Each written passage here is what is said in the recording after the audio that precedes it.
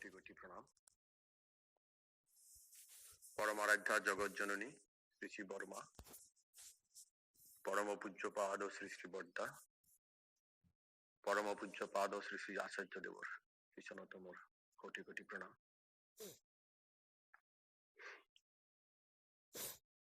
আজিৰ এই অনলাইন সৎসংগত সংযুক্ত সকলো দাদা মালৈ মোৰ আনন্দিত জয়গুৰু। আসলতে যোৱাকালি আমাৰ সঞ্জয় হঠাৎ কৰি ফোন কৰি ক'লে যে বাবা ইষ্ট প্ৰসংগ কৰিব লাগিব। অতি মোৰ ইষ্ট প্ৰসংগ কৰাৰ অভিজ্ঞতা নাই, গতিকে যি জানো ঠাকুৰে কৈছে, ঠাকুৰৰ অভিধানত কেতিয়াও না শব্দ নাই, না ক'ব নালাগে। ঠাকুৰে কৈছে, না সুন্দৰী বধূ যাৰ, হয় না যার শালা, অলক্ষী তার ঘরে গিয়ে সব করেছে কালা। ঠাকুরের এই বাণীটো আমি অন্তঃস্থলত আমি গাঁঠি ল'ব লাগিব। আমাৰ এই জীৱন চলনাত আমি সদায়, আমাৰ এটা কথা আছে ইয়েস আৰু এটা আছে নো। আমাৰ যাতে সদায় সংবিধানত ইয়েসটোৱে থাকে, নো যাতে নাথাকে। আমি ঠাকুৰৰ কামত লিপ্ত হৈ বহু ধৰণৰ কথা কওঁ। আমি ইষ্ট চালনাত চালিত হৈ কেতিয়াবা অৰ্ঘ্য বিচাৰি যাওঁ। তেতিয়াও এই গুৰু ভ্ৰাতা ভনীবিলাকেও হয়তো কেতিয়াবা কয়, নাই নহ'ব আজি। হয়তো ইষ্টৰ কাৰণে কিবা এটা কাম কৰিবলৈ কয়, আজি আপুনি অমুক জাগাত গৈ পেলাই অমুকক যাজন কৰিব। নাই, মোৰ সময় নাই। যে না হয় না, নোৱাৰো, এই কথাবিলাক কেতিয়াও ক'ব নালাগে। ঠাকুৰে কৈছে, কোনোবাই কিবা বিচাৰিলেও যি নহয় কিবা সান্তনা দি হলেও তাক বিদায় দিব লাগিব। যত কিঞ্চিত তুমি যিমান পাৰা, যদি তাকো নোৱাৰা, তথাপি তুমি ভাল কথা কৈ সৎ ব্যৱহাৰ কৰি তাক বিদায় দিব লাগিব। এই যে না সুন্দরী বধূ যার, হয় না যার শালা, অলক্ষী তার ঘরে গিয়ে সব করেছে কালা। এই বাণীটো লৈ পেলাই ঠাকুৰ যেতিয়া এই বাণীটো দিছিলে, তেতিয়া পাবনা কোৰ্টত এই বাৰ এছ'চিয়েশ্যনৰ পৰা, উকিল সন্থাৰ পৰা এটা পিটিশ্যন দিছিলে যে ঠাকুৰ তেনমান মহৎ মানুহ, পৰম পুৰুষ, তেওঁ এনেধৰণৰ বাণী কিয় দেখ। বাণীটো শুনাত খুব বেয়া দেখি তেতিয়া জজে এই বাণীটোৰ ওপৰত দৃষ্টি নিক্ষেপ কৰিলে, পঢ়ি চালে। যেতিয়া তাৰ এটা শুনানি দিলে, শুনানি দিয়াৰ পিছত জাজে কৈছিলে যে এই বাণীটো সঠিক আছে, এই বাণীটোত কোনো ভুল নাই। কিয়নো ইয়াতে না আৰু হয় না, এই দুটা যিটো শব্দ আছে, এই দুটা শব্দ ইনভাৰ্টেড কমাৰ ভিতৰত আছে। না সুন্দৰী বধূ যাৰ, হয় না, ইয়াতো ইনভাৰ্টেড, যাৰ শালা, অৰ্থাৎ আমি সুন্দৰী বধূক আটাইতকৈ ভাল পাওঁ। তাৰ পিছতেই তেওঁৰ যি ভাই থাকে, অৰ্থাৎ আমি যাক আমৰা বাংলা ভাষাত শালা বুলি কোৱা হয়, আমি তেওঁলোককো ভাল পাওঁ। অৰ্থাৎ না আৰু এই হয় না, এই দুটাক আমি কেতিয়াও ভাল পাব নালাগে। আমি সদায় ত্যাগ কৰি চলিব লাগে। এই কথা যেতিয়া আমাৰ মাজত আহি যাব, তেতিয়া আমাৰ অলক্ষী আহি পেলাই আমাৰ ঘৰত বহি থাকিব আৰু এই ঘৰখনক আমাৰ কালা কৰি দিব, অৰ্থাৎ সাৰখাৰ হৈ যাব। সেইকাৰণেই এই ঠাকুৰৰ দৃষ্টিত কেতিয়াই কোনোবাই যদি আমাৰ ঘৰত এই মন্দিৰৰ কাৰণেই হওক, কিবা উৎসৱৰ কাৰণেই হওক, যেতিয়াই যোনে নাহক কিয় আমি কেতিয়াও সেই না শব্দটো কেতিয়াও ব্যৱহাৰ নকৰো। আহিছে দাদা বহক, কিবা নহয় কিবা এটা কিঞ্চিত লৈ যাওক। এয়াই হৈছে আমাৰ এই কথাষাৰিৰ মৰ্যাদা। এই বাণীটো মই এবাৰ কৰ্মৰত হৈ পেলাই বৰ্ধমান মন্দিৰত আছিলো। এই বৰ্ধমান মন্দিৰত থকা অৱস্থাত, মই কৰ্মৰত অৱস্থাত মই মাজে সময়ে বহু জাগাতেই ডিউটিত আছিলো। সেই সময়ত মই মন্দিৰ বিলাকতে থাকিব লগা হৈছিলে, কিয়নো মই ষষ্ঠনীৰ ব্ৰতধাৰী লোকসকলে যদি মন্দিৰত থকা হয় তেনেহলে দুইবেলা প্ৰাৰ্থনাটো হয়, আৰু আমি তাত যিটো সাত্বিক আহাৰ, সেই আহাৰটো পাওঁ আমি, যিহেতু আমি পিউৰলি ভেজিটেৰিয়ান ষষ্ঠনী ব্ৰত ধাৰণ কৰিলে, সেইকাৰণে থাকিব লগা হৈছিলে। একদিন মই বৰ্ধমান মন্দিৰত বহুতবাৰেই আছিলো, তাৰ ভিতৰত এবাৰ কি হৈ গল, হঠাতে ঠিক এনেকুৱা জানুৱাৰী মাহৰ লাষ্টৰ ফালে সেইদিনাখন শনিবাৰ আছিলে। শনিবাৰ থকাৰ কাৰণে শনিবাৰত অফিচতো সোনকালে বন্ধ হয়, গুচি আহিছো। সন্ধ্যা প্ৰাৰ্থনাৰ পিছে পিছে দেখি শুনি আছো যে আজি আমাৰ বৰ্ধমান মন্দিৰত চিপাই দাদা আহিব। সঁচাকৈ চিপাই দাদা আহিলে ৰাতি 8টামান বজাত। অহাৰ পিছত আছে কলো যে এইটো প্ৰগ্ৰামটো কি আছিলে দাদা, আপুনিও যাব নেকি? অহাকালি হুগলী জিলাৰ এটা জাগাত এটা ডাঙৰ উৎসৱ হব, দিনজোৰা উৎসৱ হব। সেই উৎসৱৰ কাৰণে এই চিপাই দাদা আহিছে, তাত যদি আপুনি অংশগ্ৰহণ কৰিব পাৰে। তেনেহলে মই যাম কেনেকে, মইতো চিনি নাপাওঁ এইবিলাক জাগা। কলে আপুনি চিনি পাব নালাগে, যদি আপুনি যায় তেনেহলে আমাৰ ইয়াৰ পৰা বাছ ৰিজাৰ্ভ যাব, সেই বাছত আপুনি যাব পাৰিব। ইয়াৰ পৰা 1.5 ঘণ্টা মানৰ ৰাস্তা হব। মই ভাবিলো যে ঠিকেই আছে, তেনেহলে মই এজন আপোনালোকৰ এই বাছৰে যাত্ৰী হম, যিহেতু উৎসৱ আছে। তেনেকে গলো যে ভাড়া কিমান, আপ ডাউন 60 টকা দিব লাগিব। আমাৰ ইয়াতে ভাড়া অৱশ্যে বহুত বেছি, 1.5 ঘণ্টা যাত্ৰাৰ। তাকে ভাবিলো যে 60 টকাতে ইমান দূৰ যাত্ৰা আমাৰ হৈ যাব, আপ ডাউন ভালেই হব। তেতিয়া গলো, তাত গৈ পেলাই দেখো চিপাই দাদাৰ কাৰণে এটা আছুতীয়া জাগা আছে। সেই জাগাখিনিতেই তেখেতে স্থিৰভাৱে বহি আছে, আহি আছে, নাম কীৰ্তন চলি আছে। আৰু যোৱাৰ পিছৰ পৰাই দেখো আমি 9টা, 9:30 মানত গৈ পেলাই পাইছিলো। গৈ পেলাই দেখো তাত অবিৰত ভাৱে নাম সংকীৰ্তন, ইষ্টপ্ৰসংগ এইবিলাক মাজে মাজে চলি আছে। আৰু একফালে এটা হাইস্কুলৰ বিশাল এটা ফিল্ড আছিলে, সেই ফিল্ডতেই অনুষ্ঠানটো উদযাপিত হৈছিলে। আৰু সেই হাইস্কুলৰ সেই ঘৰবিলাকত অবিৰত ভাৱে আনন্দ বজাৰ চলি আছে, যাতে কোনো প্ৰসাদ নোপোৱাকে যাব নোৱাৰে। সেই জাগাত যেতিয়া বহি আছিলে, তেওঁ একমাত্ৰ যেতিয়া নেকি তেখেতৰ বাহ্যিক ক্ৰিয়া কিবা হেৰি কৰিব, হঠাৎ উঠে আৰু বাকী আহি পেলাই তাতেই বহি থাকে। তাতে এই বাড়িটো লিখা আছিলে, না সুন্দরী বধূ যার হয় না যার শালা, অলক্ষী তার ঘরে গিয়ে সব করেছে কালা।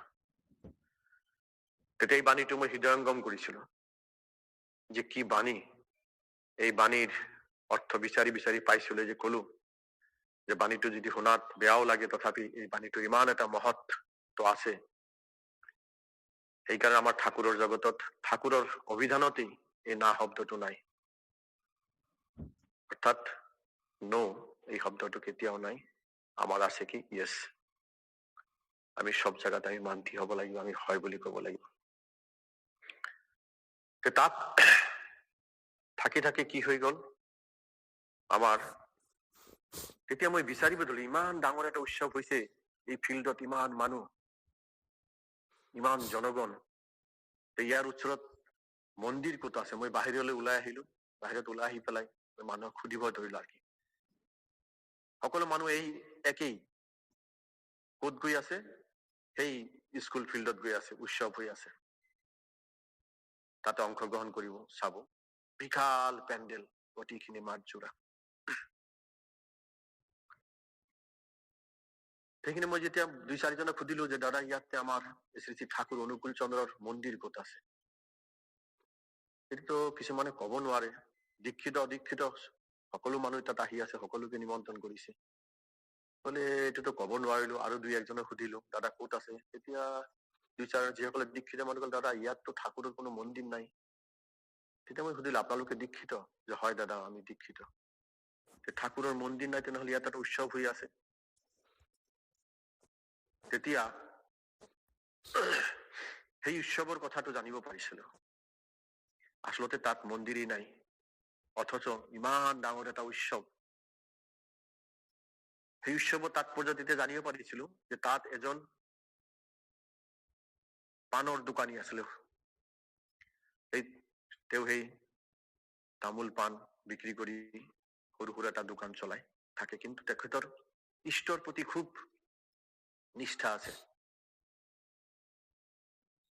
ঈশ্বৰৰ প্ৰতি তেখেতৰ এনেকুৱা আনুগত্য, তেখেতে যাজন প্ৰক্ৰিয়া, যজন যাজন ইত্যাদি সম্পূৰ্ণৰূপে পালন কৰি বহুত মানুহক যাজন কৰি এই ঠাকুৰৰ সৎনামত দীক্ষা দিছিলে। এই দীক্ষাৰ ফলতেই তাতে এই সকলো গুৰু ভাই মিলি পেলাই এনেকুৱা এটা ডাঙৰ উৎসৱ পালন হয়।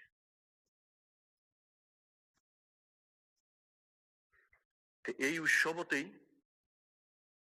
এই সকলো মানুহ মিলি পেলাই তাত উৎসৱটো পালন কৰে আৰু আনন্দ উপভোগ কৰে। এয়াই হৈছে ঠাকুৰৰ কথা। অৰ্থাৎ এটা জায়গাত যদি এটা আমি কোনো ৰকমে একটা এগোছি চাকি আমি জ্বলাব পাৰো, আৰু সেই চাকিখিনি যদি সঠিকভাৱে জ্বলি থাকে, তাক যদি আমি সময়ে সময়ে যদি আমি তাত ইন্ধন দিও, অর্থাৎ তেল দিও, তেনেহলে সি জ্বলি থাকিব। আর তাৰ পৰাই সেই জুইকুৰাৰ পৰাই বহুতো চাকি জ্বলি উঠিব।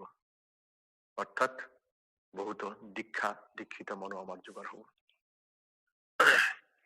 আমাৰ হয়েছে এই উদ্দেশ্য, গতি সেই উৎসৱৰ পৰা যেতিয়া নেকি আবেলি 4টা বাজিলে গোটেই দিনটো উপভোগ কৰি আছিলো সেই গান কীৰ্তন ইষ্ট প্ৰসংগ ঠাকুৰৰ কথা। যেতিয়া 4টা বাজিলে তেতিয়া সিপাহী দাদা তাৰ পৰা ডাইৰেক্ট দেওঘৰলৈ গুচি যাবগে। তেখেতৰ লগত গাড়ী আছে আৰু বৰ্ধমান উভতি নাযায়, যোৱাৰ টাইম হৈছে। তাত মই তেতিয়াও আছো, যত বহি আছে তাৰ ওচৰতেই আছো। যেতিয়া উঠাৰ পিছতেই তো সবেই কবলৈ ধৰিলে আৰ কি যে যাবগে। তেতিয়া কলে গাড়ীৰ ফালে বলক, এইফালে গাড়ী আছে আমার। সিপাহী দাদা তাকে কৈ উঠিছিলে যে নাই, বাবা বলেছে ওর বাড়িতে গিয়ে দেখা করতে। কার বাড়িতে? ওর বাড়িতে, মানে সেই যে ল'ৰাটো, যিটো ল'ৰাৰ দ্বাৰা ইমান মানুহ দীক্ষিত হৈ পেলাই ইমান ডাঙৰ এটা উৎসৱ হৈছে, সেই ল'ৰাটোৰ ঘৰত। তেতিয়া পদব্ৰজ অৰ্থাৎ খোজকাঢ়িয়েই, এতিয়া কলে না তাৰ ঘৰত গাড়ীও নাযাব, বলা খোজকাঢ়িয়ে যাও। সেই স্কুল ফিল্ডৰ ওচৰত তেতিয়া গল। অৱশ্য মই নগলো, তাতেই থাকিলো। গৈ পেলাই সেই ল'ৰাটোৰ ঘৰত দেখা কৰি আহিলে, তাৰ মা দেউতাৰ খবৰ লৈ আহিলে। এই যে তেওঁলোক ইমান আচরণ সিদ্ধ, অর্থাৎ বাবা কই দিছে ওর বাড়ি গিয়ে দেখা করে আসবি,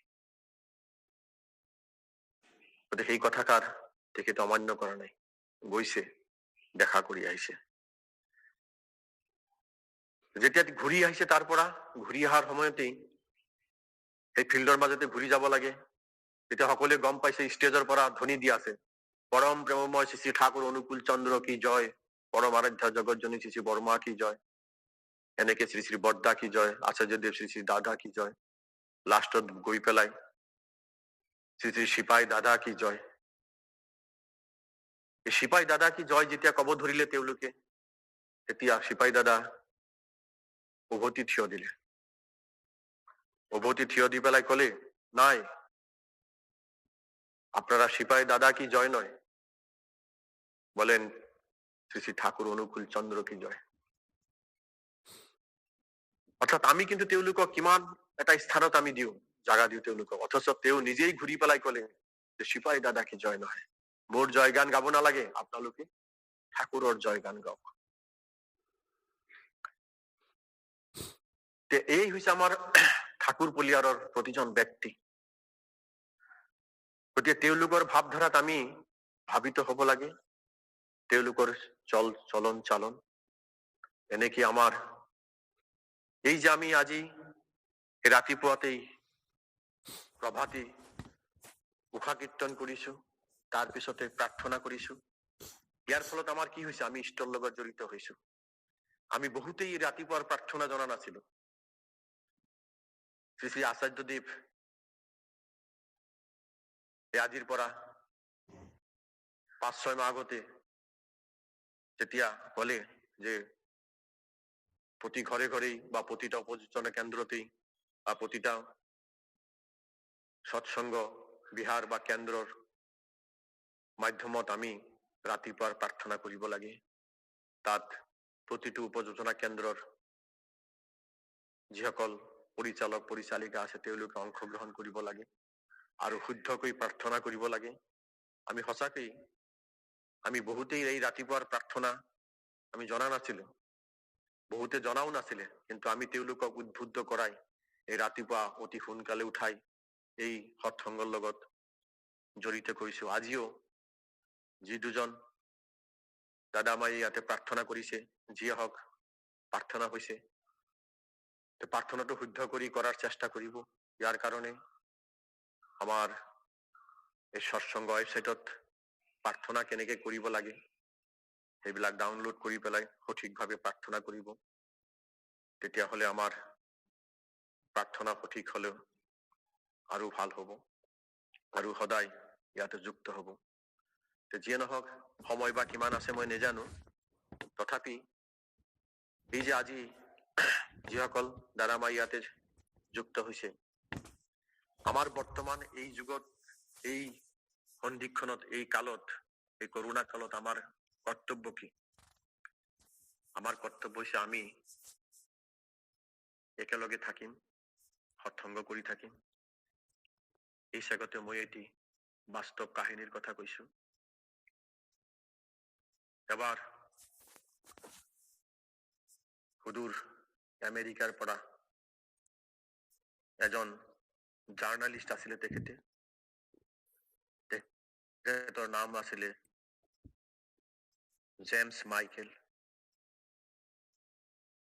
তেখেতে ভাৰতবৰ্ষ পৰিভ্ৰমণ কৰাৰ কাৰণে আহিছিলে।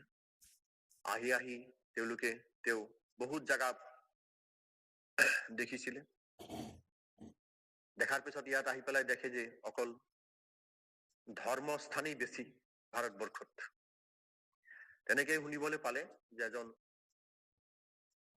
পৰম পুৰুষ আছে, শ্ৰী শ্ৰী ঠাকুৰ অনুকূল চন্দ্ৰ, তেখেতৰ এটি আশ্ৰম আছে দেওঘৰত। তেতিয়া তেওঁ এই দেওঘৰ ধামত আহিছিলে। দেওঘৰ ধামত যেতিয়া আহে, আগত দেওঘৰত কি আছিলে, এই গেটৰ সন্মুখতে বহুতো যাজক আছিলে, আৰু সেই যাজকসকল যেতিয়া অচিনাকি মানুহ আহিছিলে বা ঠাকুৰৰ দীক্ষিত নহয়, তেওঁলোকক সেই যাজন চকীত বহাই পেলাই বা অন্যান্য দাদাসকলে যিসকলক দীক্ষাৰ কাৰণে লৈ আহিছিলে, যে ঠাকুৰৰ দীক্ষাত সৎনামত দীক্ষিত হ'ব, তেওঁলোকক সেই জাগাত বহাই পেলাই যাজন কৰিছিলে। সেইখিনি সময়তেই হৰিনন্দন প্ৰসাদ দা বুলি এজন দাদা আছিলে, তেখেতে সদায় এই যাজন চকীত বহি এই পৰমাৰাধ্য দেৱতাৰ সদায় চৰ্চা কৰিছিলে, মানুহক যাজন কৰিছিলে। এই জেমছ মাইকেল যেতিয়া আহিলে, তেতিয়া সোধা পোছা কৰি পেলাই হৰিনন্দন প্ৰসাদ দাৰ লগতেই যুক্ত হল আৰু তেখেতৰ সান্নিধ্যত যায়। গৈ পেলাই ঠাকুৰৰ লগত দেখা কৰিব বিচাৰে। এনেকে ঠাকুৰৰ লগত দেখা কৰিলে, আৰু এই ভাৰতীয় ৰীতি নীতি হিচাপে যেনেকৈ ভূমিষ্ঠ হৈ প্ৰণাম কৰিব লাগে, তেওঁ যিহেতু পশ্চিমীয়া দেশৰ মানুহ আছিলে, তেনেকে ঠাকুৰক সাষ্টাংগে প্ৰণাম কৰিলে, আৰু হৰিনন্দন দাই ঠাকুৰৰ সৈতে তেখেতৰ পৰিচয় কৰাই দিলে জেমছ মাইকেলৰ। জেমছ মাইকেল যেতিয়া আহিলে, অহাৰ পিছতেই তেওঁ হৈছে জাৰ্নেলিষ্ট। তেখেতৰ যিটো কৌতূহল সেইটো হৈছে যে ঠাকুৰক প্ৰশ্ন কৰিব লাগিব, যে কেনেকে কি প্ৰশ্ন কৰিব। তেতিয়া সেই জেমছ মাইকেলে কৈছিলে যে মই এনেকুৱা এখন দেশৰ বাসিন্দা য'ত সকলো মানুহেই বস্তুবাদী ধ্যান ধাৰণাত মগ্ন হৈ থাকে। তেওঁলোকে অন্তৰৰ জ্বালাত দগ্ধ হৈ কোনো ধৰণৰ শান্তি নাপায়, অকল এই বস্তুবাদী ধাৰণাতেই মগ্ন হৈ থাকে। আৰু তেওঁলোকে যিবিলাক কাম কৰে এই সকলো কামেই অকল ডলাৰৰ হিচাপতহে বুজিবলৈ চেষ্টা কৰে। অৰ্থাৎ মই এতিয়া কি কৰিছো, অৰ্থাৎ মই যে ইয়াত আপোনাৰ লগত কথা পাতিবলৈ আহিছো, এই 5 মিনিট সময় যে মই কথা পাতিম, ইয়াত মোৰ কিমান ডলাৰ উপাৰ্জন হ'ব, এই কথাবিলাকে মই ভাবো। আৰু আমাৰ দেশৰ মানুহবিলাকৰ চিন্তাধাৰাই হৈছে ধ্যান পূজা অথবা আধ্যাত্মিক চিন্তন কৰিবলৈ আমাৰ ওচৰত সময় নাই, অথচ সমস্যাও অতি ভয়ংকৰ। ঠাকুৰ ওচৰত ক'লে যে এনেকুৱা সমস্যাৰ সমাধান আমি কেনেকে পাম? Tell me in a word or two, মোক এটা বা দুটা শব্দত কওক। যেতিয়া মাইকেলে এই কথাষাৰ ক'লে, ঠাকুৰে তাৰ যথার্থ মর্যাদা রক্ষা করি কলে উত্তর দিলে আর কি, যে বি কনসেন্ট্রিক। যেটা এই শব্দটো কলে বি কনসেন্ট্রিক, এই শব্দটো কোৱাৰ লগে লগে কিয়নো মাইকেলেও এই এটা কথাই কৈছে, tell me in a word or two. আর ঠাকুরেও ঠিক সেই ধরনেই মাত্র দুটা শব্দই কৈছে, বি কনসেন্ট্রিক, সুকেন্দ্রিক হওয়া। তেতিয়াতো মাইকেলে এই কথাটোৰ তাৰ কোনো উত্তৰ, কথাটোৰ অৰ্থই বুজি পোৱা নাই, যে মইতো এনেধৰণে কথা কলো, মই বিপদতে পৰি গলো। তেতিয়া তেওঁ কবলৈ বাধ্য হল যে আই ডোন্ট আণ্ডাৰষ্টেণ্ড, মই বুজি পোৱা নাই। তেতিয়া ঠাকুৰে কলে, can you be concentric without a centre? কেন্দ্ৰ নোহোৱাকৈ তুমি সুকেন্দ্ৰিক হব পাৰিবানে? তেতিয়া মাইকেলে কলে, ন, নোৱাৰি। ঠাকুরে কলে, be concentric with, you must have a center, and that center, I mean, be a living center. সুকেন্দ্রিক যদি হব লাগে তেনেহলে এটা কেন্দ্ৰৰ প্ৰয়োজন, আৰু মই ভাবো যে সেই কেন্দ্ৰটো অৱশ্যই এটা জীৱন্ত কেন্দ্ৰ হব লাগিব।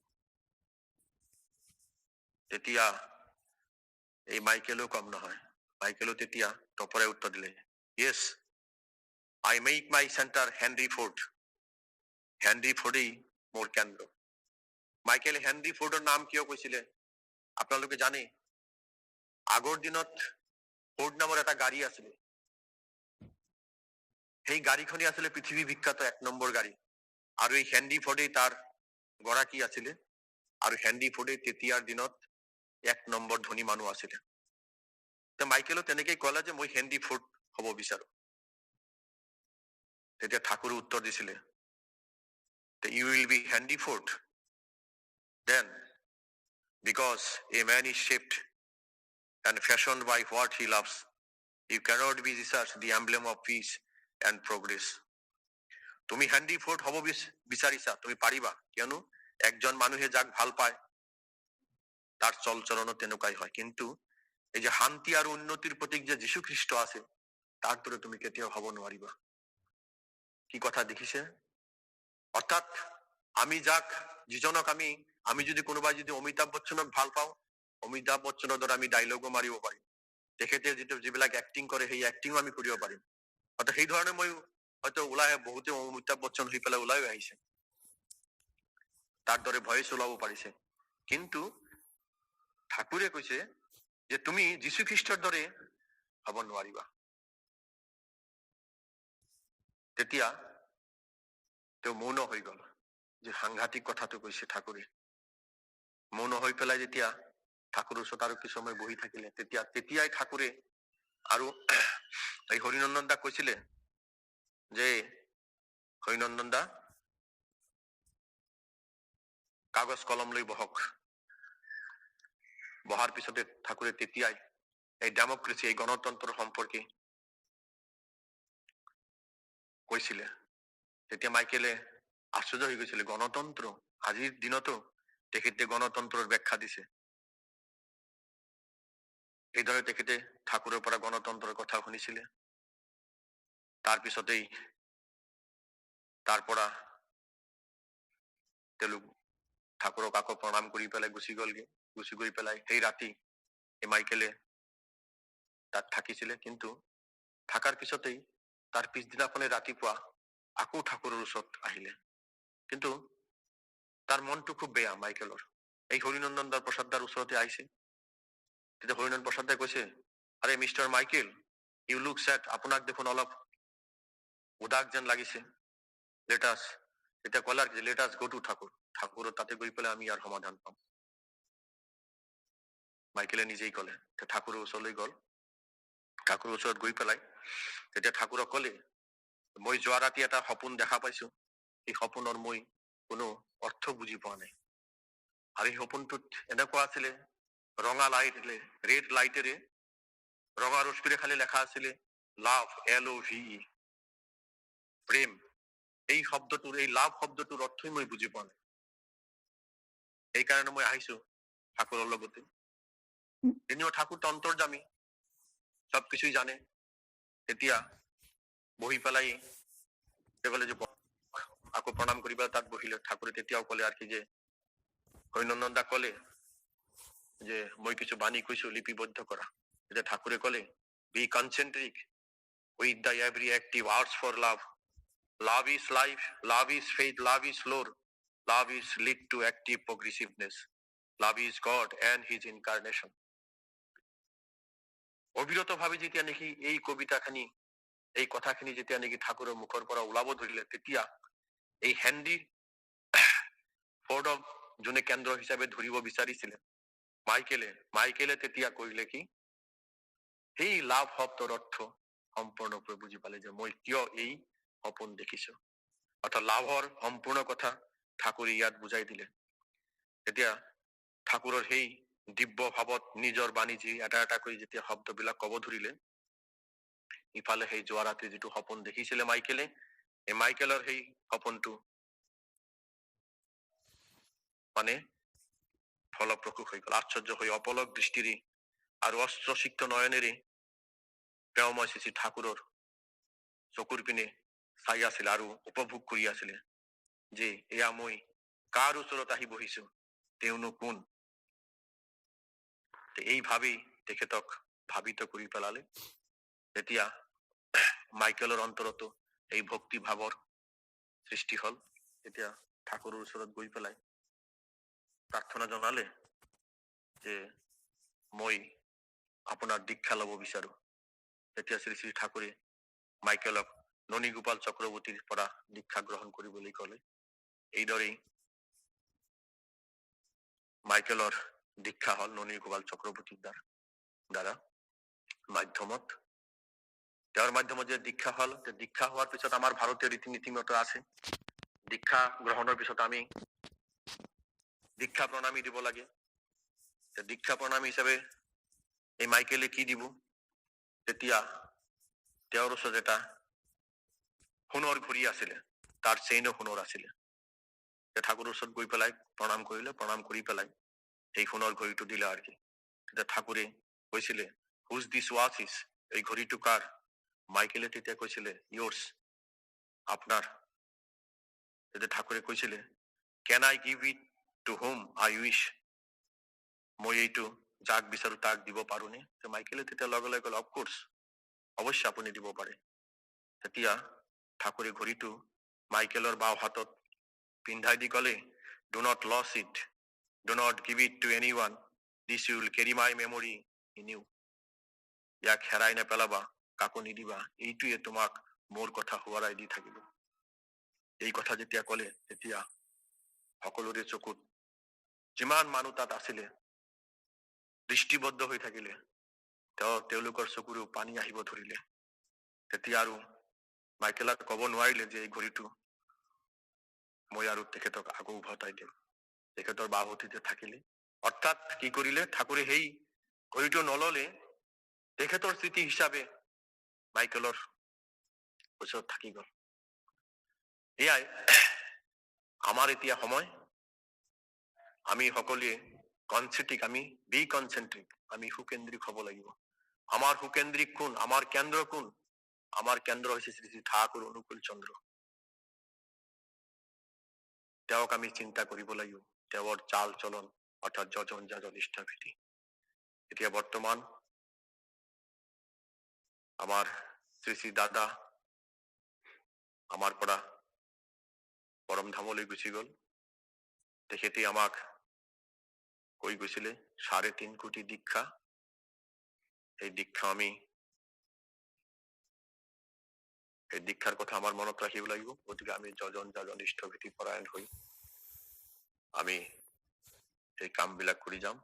আমাৰ বৰ্তমান শ্ৰী শ্ৰী আচাৰ্যদেৱ তেখেতেও এই কথাষাৰি যেতিয়া নেকি তেখেতে এই আচাৰ্য পদত অধিষ্ঠিত হৈছে, একই কথা কৈছে, আমাৰ